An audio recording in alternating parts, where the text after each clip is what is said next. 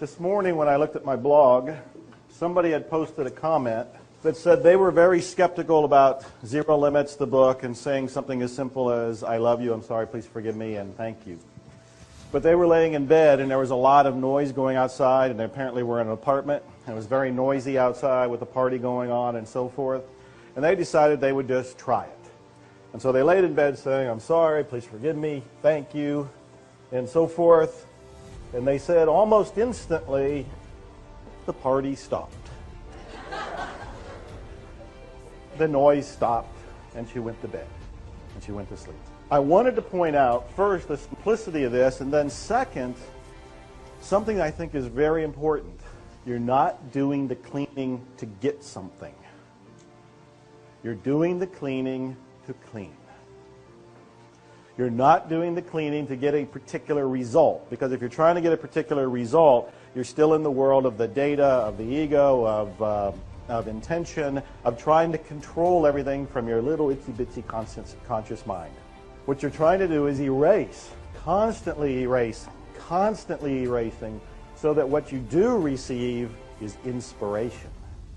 Then when the inspiration comes, there's a purity to that is coming from zero, that is coming from the divine, and that's what you step into.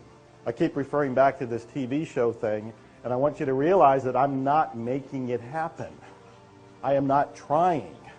I am cleaning. And as I'm cleaning, things happen. But I'm not trying to make them happen. Somebody asked me yesterday about all the things that I do, that I'm an incredibly prolific writer. I'm pretty much the Book of the Month Club now. Almost every month I have a new book coming out. There's probably more books coming out than most people have read since high school. You know, and they can't keep up with it. And I have people who are fans of mine who are on my mailing list who try to keep up, who complain, you write too much. I can't buy all of your books. I can't read all of your books. I can't read all of your blog posts. And they think that I'm just doing a whole lot of effort. I'm doing a whole lot of struggle. But what's really happening is it's play. It's an effortless activity. And this is what happens when you come from inspiration.